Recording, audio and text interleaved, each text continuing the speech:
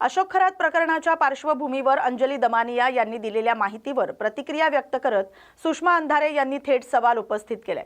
दमानिया म्हणाल्या होत्या की कुठल्या तरी व्यक्तीने कॉल दिले, नंतर म्हणाल्यात की एका ॲप मधून टाकून तुम्ही ते मिळालं। त्यावर सुषमा अंधारे यांनी प्रतिक्रिया देत दमानियांना सवाल केलेत, ती कोण व्यक्ती आहे ज्याने तुम्हाला इतके महत्त्वाचे डिटेल्स दिलेत? इतकी महत्त्वाची माहिती देणारा व्यक्ती तुम्हाला माहीतच नाही का की अनोळखी व्यक्तीने दिलेल्या माहितीवर तुम्ही विश्वास ठेवून लगेचच ती माहिती प्रसारित केलीत, असा टोला अंधारे यांनी लगावलाय। प्रिय दमानिया, तुम्ही जितक्या विनम्रतेने बोलला तितक्याच प्रेमाने तुम्हाला काही प्रश्न विचारले पाहिजेत। तुम्ही आधी असं म्हणालात की कुठल्या तरी व्यक्तीने तुम्हाला कॉल डिटेल्स दिले, नंतरच्या स्टेटमेंटमध्ये म्हणालात की तुम्हाला एका ॲपमध्ये टाकून तुम्ही ते नंबर चेक केले।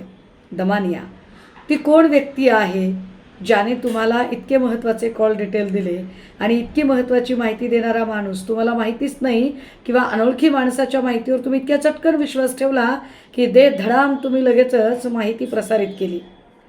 किंवा ते कोणतं ॲप आहे की ज्या ॲपमध्ये माहिती टाकल्यानंतर कोणाचे किती कॉल आहेत, आउटगोईंग किती, इनकमिंग किती, ड्युरेशन किती हेही कळतं?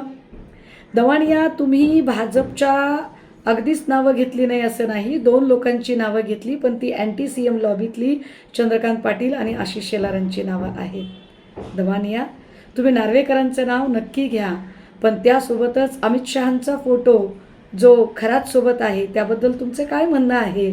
फडणवीसांनी 2012चा बंदूक परवाना 2024ला नूतनीकरण झालेलं आहे, यावर तुम्ही कधी प्रकाश झोत टाकणार आहात?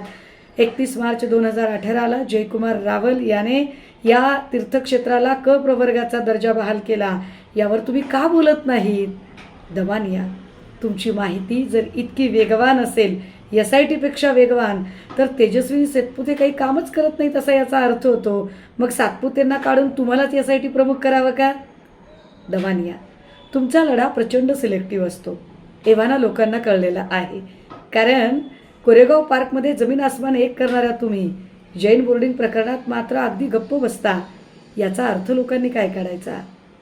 कमॉन दमानिया, तुम्ही सरकारच्या निकटवर्तीय आहात, तुम्ही रॉचे एजंट नाही, पण कुणासाठी काम करता हे आता काही लपून राहिलेलं नाही। वरणगाव नगर परिषदेची निवडणूक 4 महिन्यांपूर्वी पार पडली असली तरी अद्यापही नगरपालिकेला अपेक्षित निधी मिळालेला नाही, त्यामुळे नागरिकांसह नगरसेवकांच्या अपेक्षा वाढल्यात। या पार्श्वभूमीवर नगरपालिकांना त्यांच्या लोकसंख्येच्या प्रमाणात निधी देण्यात येणार असल्याची माहिती वस्त्रोद्योग मंत्री संजय सावकारे यांनी दिली। ते जळगाव इथं बोलत होते। शहरांच्या वाढत्या गरजा लक्षात घेता निधी वाटपाची नवी पद्धत राबवण्यात येणार आहे, यामुळे स्थानिक स्वराज्य संस्थांना दिलासा मिळणार असल्याचं त्यांनी सांगितलंय। दरम्यान वरणगाव नगर परिषद निवडणुकीत माजी नगराध्यक्ष सुनील काळे यांनी भाजपमधून बंडखोरी करत नगराध्यक्षपदाची निवडणूक लढवून विजय मिळवला होता। याबाबत विचारलं असता या प्रकरणावर वरिष्ठ स्तरावर चर्चा सुरू आहे, त्यांच्या बाबतीत लवकरच निर्णय घेतला जाईल असं सावकारे यांनी स्पष्ट केलंय। सुनील काळेचा असं आहे, काही काम झालं तर ते सुनील काळेने केलं आणि नाही झालं तर ते संजय सावकारेने होऊ दिलं नाही। तर त्या कॅम्पचा काय माझा संबंध? तर ती लोक का माझ्या मतदारसंघातली नाही आहे का?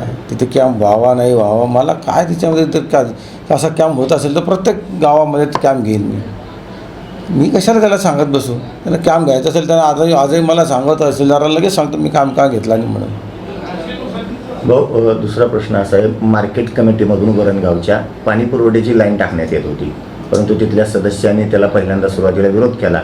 त्यावेळी सुनील काळे यांनी तुमच्यावर आरोप केला की हा सुद्धा आमदार साहेबांनी सांगितलं म्हणून हे काम करू देत नाही। मी त्याला धन्यवाद देतो की प्रत्येक गोष्टीत माझं नाव घेतो तो। आता ती वरणगावची मार्केट कमिटी ही मला वाटतं मुक्ताईनगरच्या अंडरमध्ये येते। आता मुक्ताईनगरच्या मार्केट कमिटीच्या अंडरमध्ये माझं जर वर्चस्व चालत असेल असं सुनील काळेंना वाटतं तर मला आनंद आहे की माझं मान्यतेचं आहे मुक्ताईनगरच्या मार्केट कमिटी ते माझं ऐकलं जातं म्हणून। आता त्यांनी विचार करायला पाहिजे ती मुक्ताईनगरच्या अंडरमध्ये येते मार्केट कमिटी, माझा काय संबंध याच्याशी?